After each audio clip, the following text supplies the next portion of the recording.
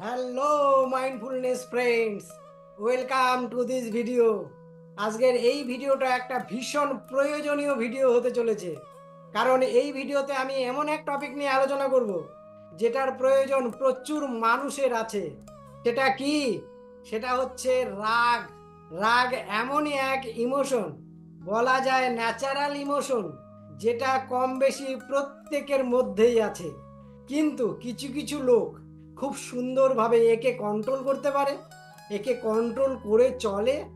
আর কারোর কারোর ক্ষেত্রে রাগই তাকে কন্ট্রোল করে, রেগে গেলে সে রাগের বশবর্তী হয়ে যায়। আজকের এই ভিডিওতে আমি এটা নিয়ে আলোচনা করব যে রাগ কমাতে মাইন্ডফুলনেস আপনাকে কিভাবে সাহায্য করতে পারে, কিভাবে মাইন্ডফুলনেসকে কাজে লাগিয়ে আপনি এটা 3 মিনিটেই শুরু করে দিতে পারেন। নমস্কার, আমি Prabin Nag, mindfulness based digital transformation coach এবং কসমশক্তি ডিজিটাল হাবের প্রতিষ্ঠাতা।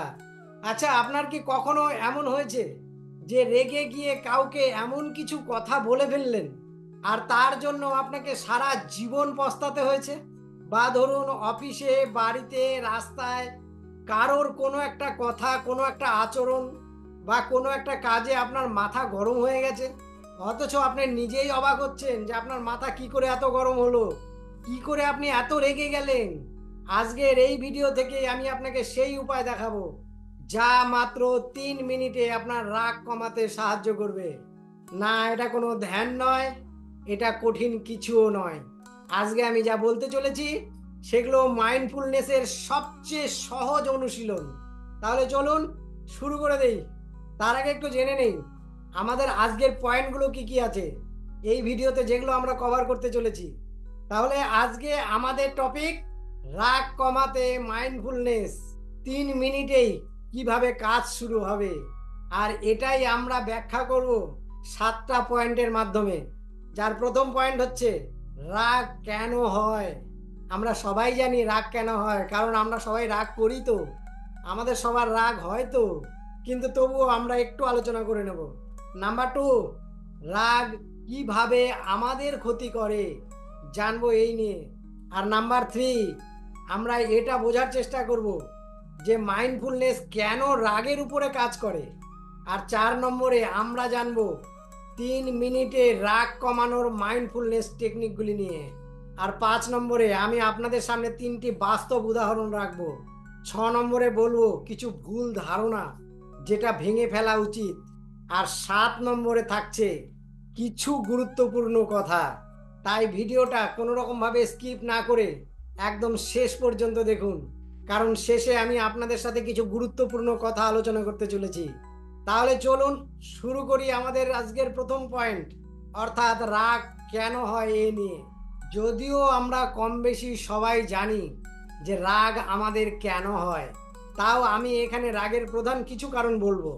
যেমন মেন্টাল স্ট্রেস বা মানসিক চাপ, প্রতিদিনের কাজের চাপ, পারিবারিক সমস্যা বা আর্থিক সমস্যা আপনার মধ্যে রাগ সৃষ্টি করতে পারে। শারীরিক কারণ, ঘুমের অভাব, ক্ষুধা বা হরমোনের ভারসাম্যতা রাগের কারণ হতে পারে।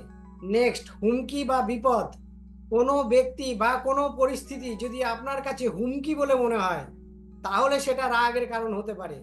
নেক্সট যেটা বলবো সেটা হচ্ছে অপ্রত্যাশিত ঘটনা, আপনি যা আশা করছেন সেটা যদি না হয় তাহলেও রাগ হতে পারে। নেক্সট, অন্যের আচরণ, যদি অন্য কেউ আপনার সাথে খারাপ ব্যবহার করে তাহলেও আপনার রাগ হতে পারে। আর যেটা বলবো সেটা হচ্ছে মানসিক অসুস্থতা, কিছু মানসিক অসুস্থতা যেমন বিষণ্ণতা বা উদ্বেগ আপনাকে রাগ প্রকাশ করাতে পারে। এছাড়াও আরো বিভিন্ন কারণে রাগ হতে পারে। আমি এখানে রাগের প্রধান এবং কমন কিছু কারণের কথা বললাম। আসছি পরের পয়েন্ট, অর্থাৎ আমাদের 2 নম্বর পয়েন্ট, রাগ কিভাবে আমাদের ক্ষতি করে। দেখুন, আগেই বলেছি যদিও রাগ একটা আমাদের ভীষণ কমন এক ইমোশন এবং এটা অস্বাভাবিক না, এটা স্বাভাবিক, প্রত্যেকটা মানুষের মধ্যে থাকে এবং থাকা উচিত। কিন্তু প্রয়োজন যেটা সেটা হচ্ছে একে নিয়ন্ত্রণ করা। আপনি যদি আপনার রাগকে নিয়ন্ত্রণ করতে না পারেন তাহলে আপনার রাগ আপনাকে নিয়ন্ত্রণ করবে, আর সেক্ষেত্রে আপনাকে বিভিন্ন ধরনের শারীরিক এবং মানসিক সমস্যার শিকার হতে হবে। গবেষণা বলছে অতিরিক্ত রাগ আপনার হার্ট, ব্লাড প্রেশার এবং হরমোনের ভারসাম্য নষ্ট করে দিতে পারে, আপনার সম্পর্কে ফাটল ধরাতে পারে, আপনার ভেতরকার শক্তিকে কেড়ে নিতে পারে। আর অতিরিক্ত বা অনিয়ন্ত্রিত রাগ আমাদের শরীর এবং মনের উপরে প্রচুর নেতিবাচক প্রভাব ফেলে। রাগের সময় শরীরে স্ট্রেস হরমোন নিঃসরণ হয়, যা আপনার হৃদস্পন্দন বৃদ্ধি করবে, রক্তচাপ বাড়াবে, শ্বাসকষ্টের সৃষ্টি করবে।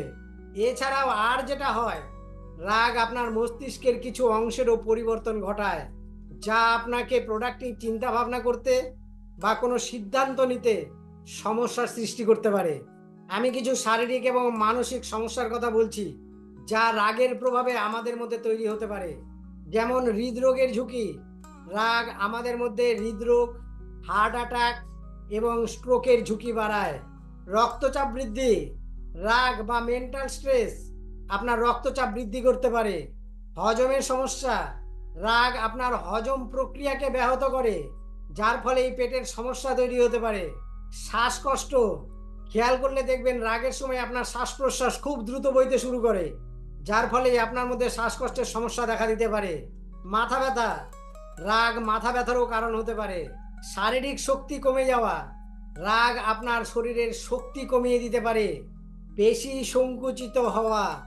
রাগের সময়ে আপনার পেশিগুলো সংকুচিত হয়ে যায়, যা শরীরের বিভিন্ন অংশে ব্যথা এবং কষ্টের কারণ হতে পারে। এই গেল শারীরিক প্রভাব। এবার কিছু মানসিক প্রভাবের কথা বলছি। চিন্তা ভাবনার সমস্যা। রাগ আপনার মনোযোগ এবং চিন্তা ভাবনার ক্ষমতাকেই কমিয়ে দিতে পারে। আবেগ প্রবণতা বৃদ্ধি। রাগ আপনার আবেগকে আরো বাড়িয়ে দিতে পারে। সিদ্ধান্ত গ্রহণের সমস্যা। রাগ সঠিক সিদ্ধান্ত নিতে বা পরিস্থিতিকে ভালোভাবে বুঝতে সমস্যা তৈরি করতে পারে। অতিরিক্ত উদ্বেগ এবং চাপ। রাগ আপনার মানসিক উদ্বেগ এবং চাপকে আরো বাড়িয়ে দিতে পারে। আত্মবিদ্বেষ। রাগ নিজের প্রতি ঘৃণা এবং নেতিবাচক অনুভূতিকে বাড়িয়ে দিতে পারে। অন্যদের সাথে সম্পর্ক নষ্ট।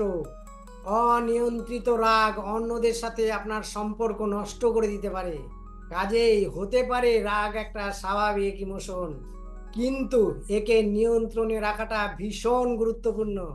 আমরা রাগকে দমন করতে বলছি না, বরং সেটাকে সচেতনভাবে মেনে নিয়ে নিয়ন্ত্রণে কি করে আনা যায়, আমরা সেটাই শিখবো এই ভিডিওতে। আসছি পরের পয়েন্ট, অর্থাৎ আমাদের 3 নম্বর পয়েন্ট, মাইন্ডফুলনেস কেন রাগের উপরে কাজ করে। রাগ যখন মাথায় ওঠে, তখন আমাদের ব্রেনের অ্যামিগডালা হাইপার অ্যাক্টিভ হয়ে যায়, আর মাইন্ডফুলনেস তখন পজ বটনের মতো কাজ করে। আপনাকে সাহায্য করে তৎক্ষণাৎ কোনো রিয়াক্ট না দিতে, আপনাকে উৎসাহিত করে রেসপন্স করার আগে একটু ভাবতে। এছাড়াও মাইন্ডফুলনেস রাগ কমাতে সাহায্য করে, কারণ এটা রাগ এবং অন্যান্য আবেগের প্রতি এক সচেতন এবং বিচারহীন মনোভাব তৈরি করে। এটি আপনাকে রাগের কারণগুলি বুঝতে এবং আপনার প্রতিক্রিয়াগুলি নিয়ন্ত্রণ করতে সাহায্য করে। যেমন ধরুন, সচেতনতা বৃদ্ধি। মাইন্ডফুলনেস আপনার আবেগ এবং আপনার চিন্তা ভাবনাগুলো সম্বন্ধে আরো বেশি সচেতন হতে সাহায্য করে, যা আপনাকে রাগ এবং অন্যান্য নেতিবাচক আবেগগুলিকে অনুভব করার সময় একটা অন্য দৃষ্টিভঙ্গি তৈরি করতে সাহায্য করে, অর্থাৎ একটা অন্য অ্যাঙ্গেল থেকে দেখতে সাহায্য করে। নন জাজমেন্ট মেন্টালিটি।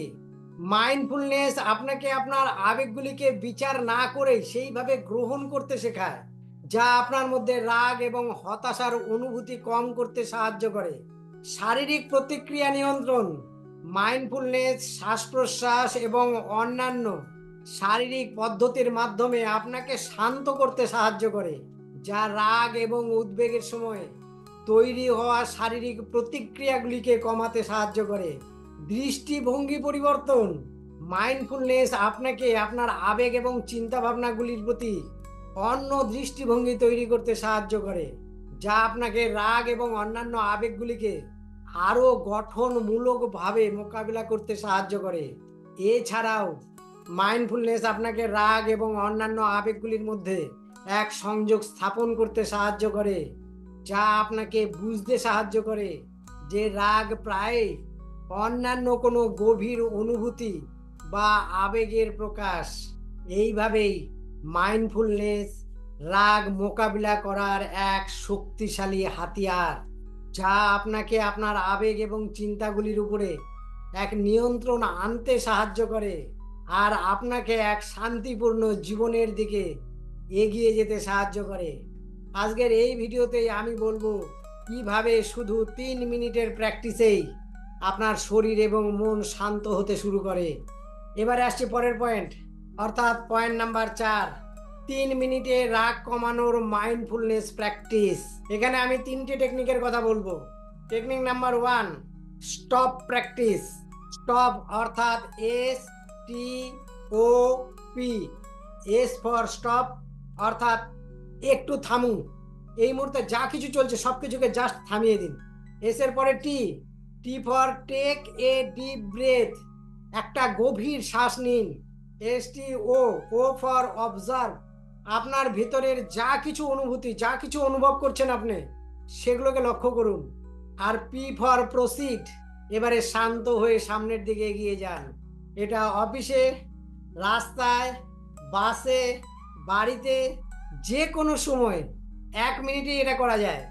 আসছে পরের টেকনিক, অর্থাৎ টেকনিক নাম্বার 2, ব্রিদিং অ্যাঙ্কার। শুধু 3 মিনিট আপনার শ্বাসে মনোযোগ দিন, চোখ বন্ধ রেখে বা খোলা রেখে শুধু আপনার শ্বাসে মনোযোগ দিন। রাগের সময় এই অবজারভার মুড আপনার মস্তিষ্ককে একেবারে শান্ত করে দেবে।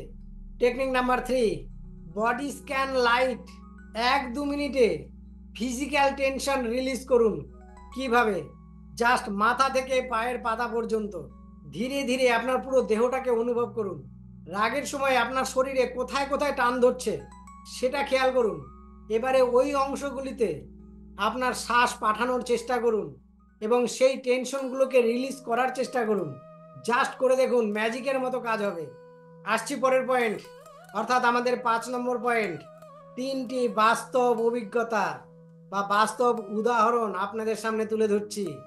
রীতা নামে একজনের কথা বলছি, যিনি একজন মা।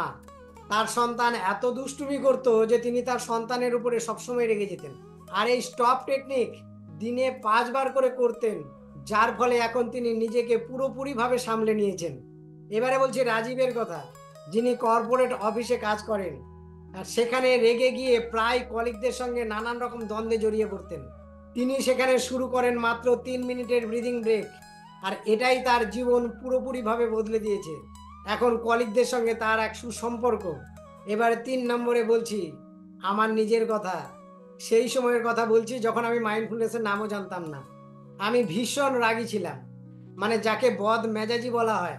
কথায় কথায় রেগে যেতাম, আর রেগে গেলে আমার কোনো জ্ঞান থাকতো না, মানে দিক বিদিক শূন্য হয়ে যেতাম। নাকের উপরে যেন সবসময় রাগ উঠেই থাকতো, আর আমার আশেপাশের লোক সবসময় তটস্থ হয়ে থাকতো, এই বোধহয় রেগে গেলাম আমি। আর এগুলোকে আমি এনজয় করতাম? মোটেই না। খুব কষ্ট পেতাম ভিতরে ভিতরে। খালি মনে হতো আমি কেন হঠাৎ করে এরকম রেগে যাই, আর রাগের সময় কেন এই ধরনের ব্যবহারগুলো করে ফেলি, বিভিন্ন লোককে আঘাত দিয়ে কথা বলে ফেলি। এটা আমাকে ভিতরে কুড়ে কুড়ে খেত। অনেকবার প্রতিজ্ঞা করেছি আর জীবনে রাগ করব না, কিন্তু পরক্ষণে আবার। যাই হোক, এই মাইন্ডফুলনেস আমাকে নতুন জীবন দান করেছে। এখন কি আমার মধ্যে রাগ নেই?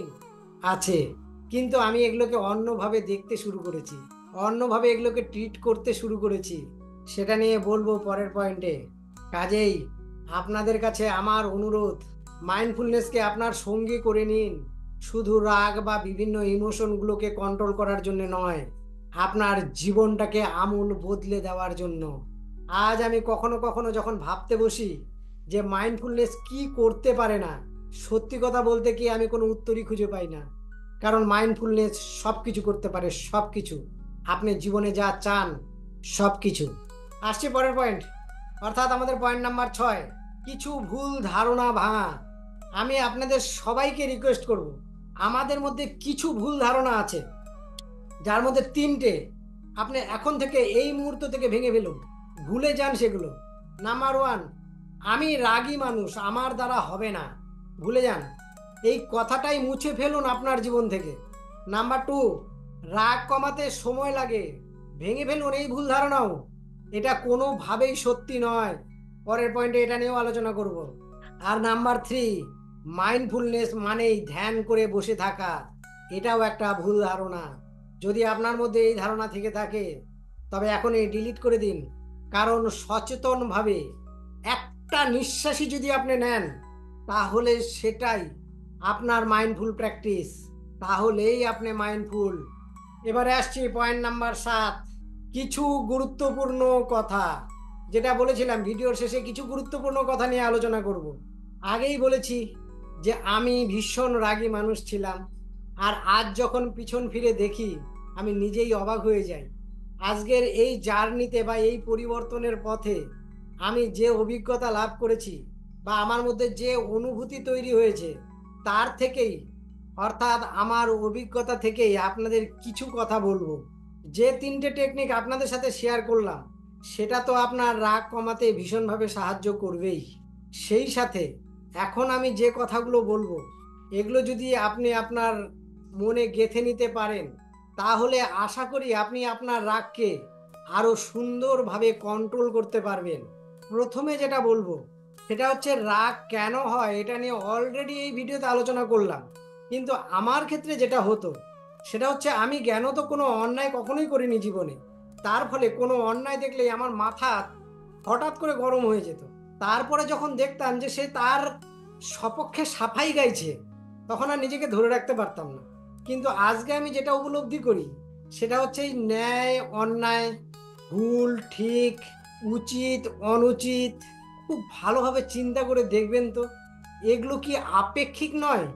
মানে আমি বলতে চাইছি আমি যেটাকে অন্যায় বলে মনে করছি তার ক্ষেত্রে হয়তো সেটা অন্যায় নয়, কারণ অন্যায় জানলে হয়তো সে সেটা করতোই না, সে হয়তো সেটাকেই ন্যায় বলে জানে। আমি যেটাকে ভুল বলে ভাবছি সে হয়তো সেটাকেই সঠিক ভাবছে, তাই সে করছে। আমি যেটা ভাবছি এটা করা উচিত নয়, ওর জায়গা থেকে মনে হচ্ছে যে না এটা করাই ঠিক হবে এই মুহূর্তে। কারণ আমাদের প্রত্যেকেরই মন মানসিকতা চিন্তাধারা সবকিছুই তো আলাদা। কাজেই আমি আমার দৃষ্টিভঙ্গি দিয়ে যেটা বিচার করছি সেটা তো তার দৃষ্টিভঙ্গি দিয়ে অন্য কিছু হতে পারে। এখন কথা হচ্ছে যে এই বিচারটা করবে কে, কোনটা ঠিক কোনটা ভুল, কোনটা ন্যায় কোনটা অন্যায়, কোনটা উচিত কোনটা অনুচিত। কারণ এটা তো এক একজনের ক্ষেত্রে এক এক রকম। আর এটাকেই যদি আমি আঁকড়ে ধরে পড়ে থাকি তাহলে তো আমি রেগে যাবই। সবার সঙ্গে প্রতিদিন দিন নতুন নতুন অশান্তি তৈরি হতেই থাকবে। কাজেই এটা নিয়ে একটু ভাববেন, একটু চিন্তা করবেন প্লিজ। এবার আসছি পরের পয়েন্টে। অনেকের ক্ষেত্রেই আমি যেটা বলতে শুনি যে আমি রাগ কন্ট্রোল করতে পারি না।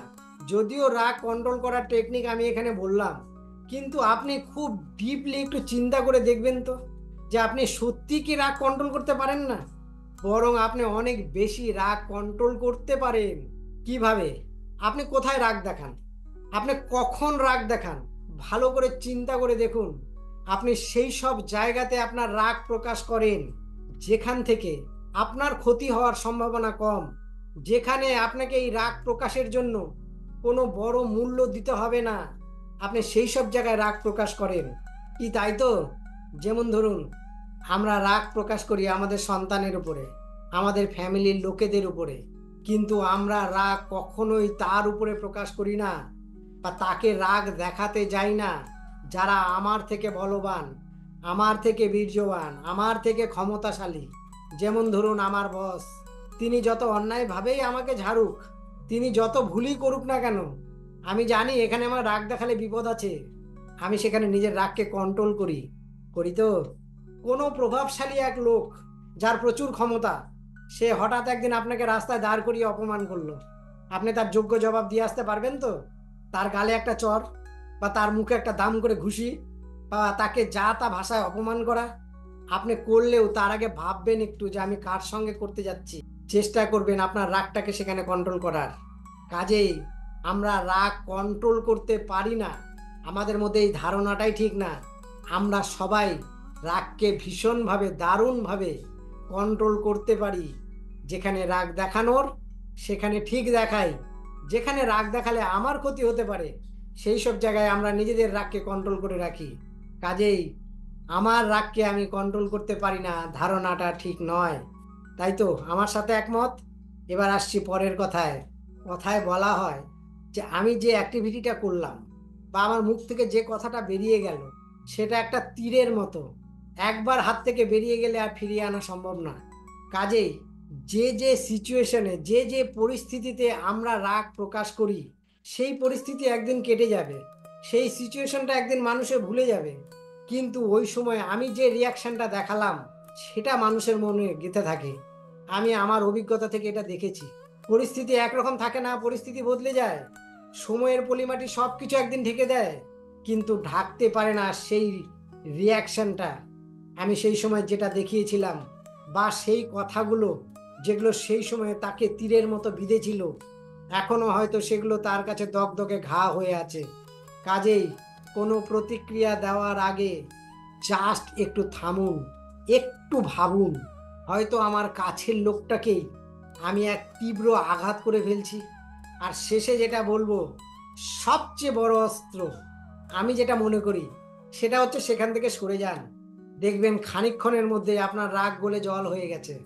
আর যদি আপনি ভাবেন ও আমাকে অপমান করলো, আমি ছেড়ে দেব, এর যোগ্য জবাব দেওয়া উচিত। যদি আপনি ভাবেন যে আমি তার কাছে হেরে যাব, তাহলেই শুরু হবে তর্ক, আরও বাড়বে আপনার রাগ।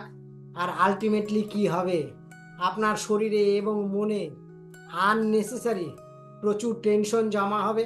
শরীরে বিভিন্ন ধরনের হরমোন এবং নিউরো ট্রান্সমিটারের অস্বাভাবিক ক্ষরণ হবে, এক ইমব্যালেন্স তৈরি হবে, সম্পর্ক খারাপ হবে, অন্য লোকেদের আপনার প্রতি ধারণা খারাপ হবে। এইভাবে যদি লিস্ট তৈরি করতে থাকেন, লিস্টটা হবে অনেক বড়। আর সেখানে যদি হিসাব নিকাশ করেন, দেখবেন প্রাপ্তির জায়গা খুব কম, কিন্তু হারানোর জায়গাটা অনেক বড়।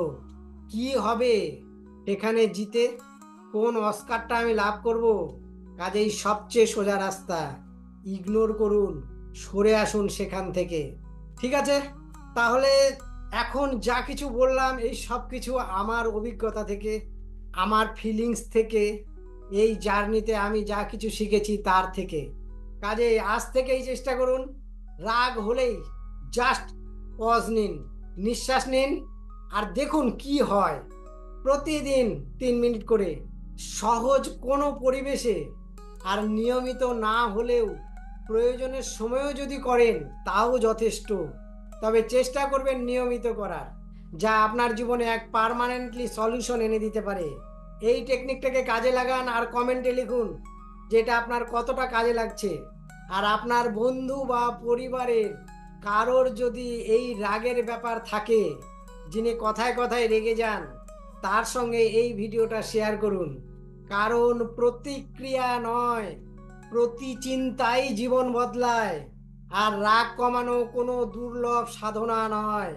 মাইন্ডফুলনেস শুধু আপনাকে নিজের বোতামটা চিনতে সাহায্য করে। যাই হোক, এই ভিডিওতে অনেক কিছু আলোচনা করলাম। আশা করি এগুলোকে কাজে লাগাবেন এবং নিজের জীবনে পরিবর্তন আনবেন। আর আমার ভিডিওগুলোতে আপনারা খুব ভালো রেসপন্স করছেন, বিভিন্ন ধরনের কমেন্ট করছেন, তার জন্য আপনাদের অসংখ্য অসংখ্য অসংখ্য ধন্যবাদ। তবে একটা অনুরোধ, যে আপনারা যদি কমেন্টে প্লিজ জানান যে কি ধরনের ভিডিও আপনাদের আরও বেশি কাজে আসবে, তাহলে এই ভিডিও করতে আমারও সুবিধা হয়। কারণ আমি আইডিয়া করে একটা টপিক বের করি আর ভাবি এটা হয়তো সবার ভালো কাজে লাগবে। তার থেকে বেটার হয় যদি আপনারা আমাকে এই আইডিয়াটা দেন যে পরের ভিডিওগুলো কি ধরনের আনলে আপনারা আরও বেশি কাজে লাগাতে পারবেন। যাই হোক, আবারও বলছি, আমার চ্যানেলটাকে পছন্দ করার জন্য, আমার সাথে থাকার জন্য, আমার ভিডিওগুলোকে লাইক করার জন্য, বিভিন্ন ধরনের কমেন্ট করছেন তার জন্য, এবং আমার এই চ্যানেলটাকে সাবস্ক্রাইব করেছেন তার জন্য অসংখ্য ধন্যবাদ, অসংখ্য ধন্যবাদ, অসংখ্য ধন্যবাদ। আসছি পরের ভিডিওতে আবার অন্য কোনো টপিক নিয়ে। ভালো থাকবেন, সুস্থ থাকবেন, শান্তিতে থাকবেন এবং মাইন্ডফুলি থাকবেন।